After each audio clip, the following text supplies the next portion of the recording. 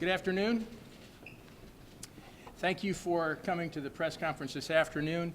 I just want to remind you of a couple of things. We ask that you maintain respect and sensitivity for the family and the family members.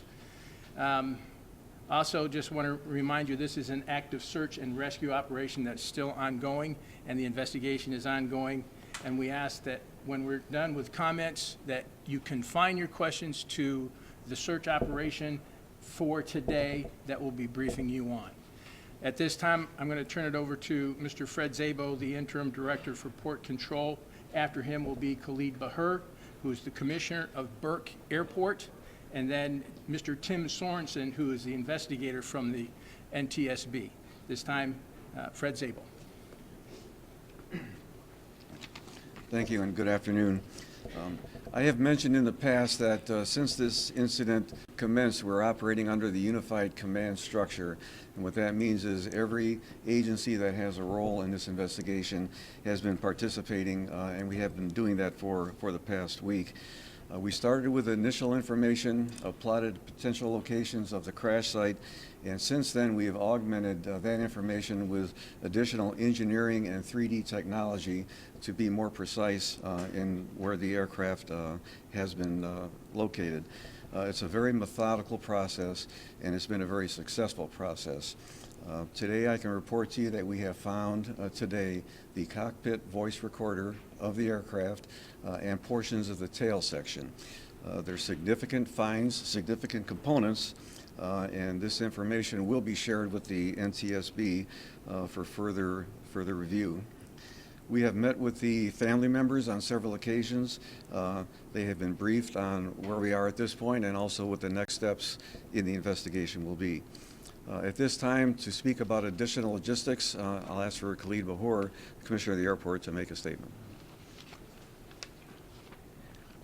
Good afternoon. At approximately 7 a.m. this morning, our boat captains and dive teams, as well as our other team members, came to Burke Lakefront Airport and began our water recovery efforts. We had 3 boats that were dispatched to the area, one with a dive team on the boat. The dive team began their dives at approximately 7:30 to 8 a.m. this morning. During the search, at approximately 1:50 p.m., the CVR, the cockpit voice recorder, was located by our salvage team. The device was removed from the water, and it is in our possession currently. As the director alluded to, we've also found other debris that we are currently waiting to receive back here, and we will analyze the debris to determine where it came from and if it is relevant to the aircraft. At this point, our divers are continuing their diving. They're in the water right now, and they will continue diving until we can't dive anymore. So our intention is to stay in the water for another 2 to 3 hours if possible, pending weather conditions and icing and all the other things that are relevant to the operation on the water. At this point, I'll introduce Tim Sorensen from the National Transportation Safety Board, and he'll offer some comments. Thank you. Good afternoon. As far as the NTSB is concerned, we were notified of the accident the night of the accident. We've been monitoring the search and rescue and recovery efforts, and we've been providing whatever support we can to the local authorities who are primarily responsible for that effort. We've been able to provide radar and track data, which was provided, and then subsequently we were able to deploy a receiver for the cockpit voice recorder locator beacon, which, as you all know now, was successful in locating the unit. My understanding is the search conditions are rather difficult, both due to the state of the lake and also the underwater conditions, visibility, and whatnot. We will continue to be monitoring the recovery effort, and then once that is complete, then we will start our investigation, which will include examination of the wreckage. We've already begun collecting documentation such as aircraft records, pilot training records, weather records, those types of things. At that point, the investigation will continue, and then we will go from there. I'd just like to read to you a brief message from this wonderful and strong family. And the first one is from the Fleming family and our many families. We, the Fleming and our many families, continue to be touched by the tremendous outpouring of support and incredibly appreciative of all of the individuals who have aided in the search and recovery efforts to date. Words cannot express how grateful we are for the heroic efforts and countless hours exerted by the wonderful people at the numerous agencies involved. The City of Cleveland and all constituencies involved with the rescue and recovery have shown unbelievable resolve, and we applaud everyone for their unwavering commitment to bringing our loved ones home. We extend our deep appreciation for the concern, kindness, privacy shown by so many during this most difficult time. This is from the Casey family. The Casey family greatly appreciates the dedicated efforts of the rescue and recovery teams, and we are especially thankful for the outpouring of support and thoughts and prayers from family, friends, and the community. The Armeni family wants you to know about their sister, Susie. Susie, as she was called, truly valued family. Her main pride and joy was her role as a wife, a mother, daughter, and sister. She spent every waking moment pursuing the health and wellness of her children, Andrew and Jack, and her husband, John. She cherished the time she was able to spend with the four of them together and even quiet times at home. There are many siblings' fondest memories with Susie were their Christmas Eve Italian traditional feast of the 7 fishes. Here they would get together cooking as a family. This tradition started by their father and continues each year. Thank you. At this time, we'll go ahead and take your questions. Right here? Yes. So, the NTSB brought in the beacon locator yesterday. They sent it out today and they get it. Why wasn't it brought in last week or earlier than today? Well, as I said before, that we were monitoring the recovery effort. Normally, the locator beacon receiver is not a primary means of locating a wreckage.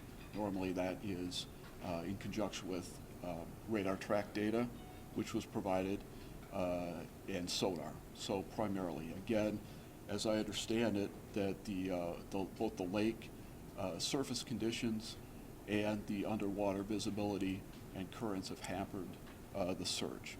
So once it was determined that that piece of equipment may assist the investigation, then it was dispatched. So did the city ask or did the NTSB offer or how did it? honestly, I don't recall. They may have asked for suggestions, and then that was elevated to Washington, and the equipment was dispatched. It's not something that's commonly done. Again, as I understand it, search and rescue is normally conducted by sonar underwater searches. And again, if I may take a moment, the operation that I've witnessed here by the local authorities and by the Coast Guard, by the Geological Survey, the cooperation and their effort has been outstanding. As a community, you can be very proud of your local authorities and everyone that's come together. So, did that answer your question, sir? Has there been any sign of an intact fuselage or cockpit, or is this plane in pieces down there? I haven't seen, other than a photo of part of the tail, I haven't seen anything else, so I'm afraid I can't comment at this time. Is there anyone else that can comment on that? We'd have to speculate at this point because we truly don't know. The visibility is about 1.5 feet at the crash site. We have found some pieces, but at this time, obviously, there have been pieces found at various locations, so the fuselage may not be completely intact. However, that's something we'll determine within the next few hours. Have you found any evidence of bodies or body parts? We have not. You said you found the cockpit voice recorder. Was that separate from the cockpit itself?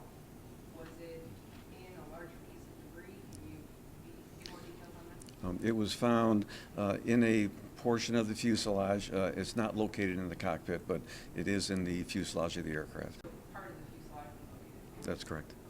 How far was the tail section away from the fuselage? Well, we haven't actually found the fuselage. I mean, the tail section was the largest piece that we have found so far. We believe there are other pieces of the fuselage in the vicinity, but we haven't documented that as of yet. Friend, have you been able to process the voice recorder at all, get any sense of what maybe there was the condition? All we know is that it was intact. We brought it to the surface. It's going to be analyzed by the NTSB. Do you know how long that process will take?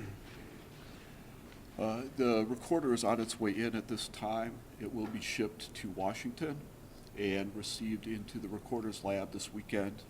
And at that point, they will be able to assess the authenticity and clarity of the data, and then go from there and determine what actually was recorded.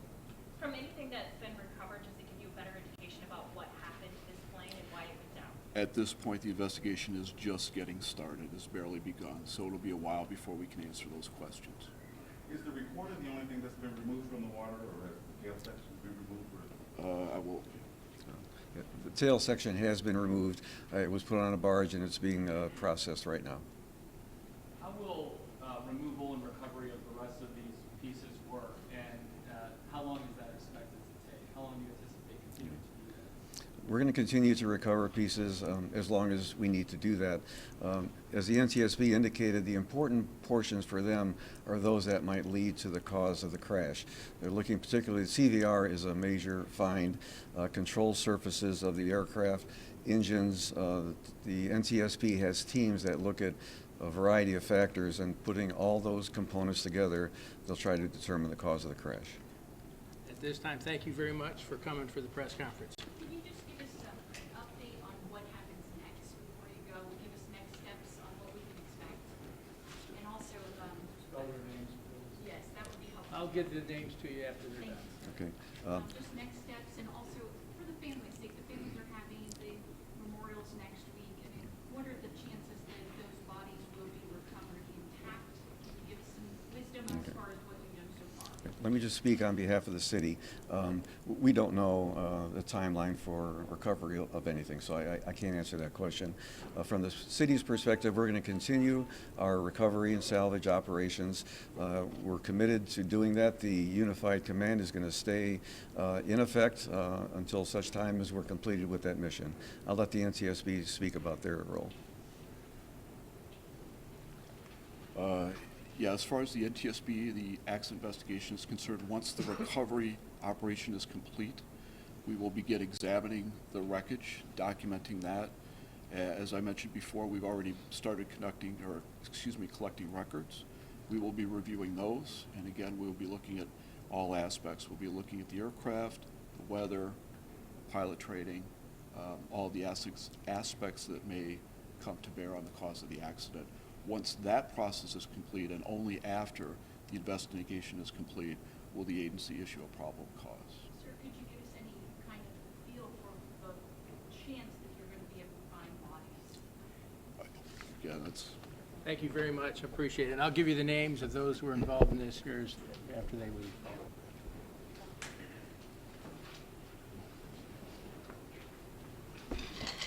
The first one to speak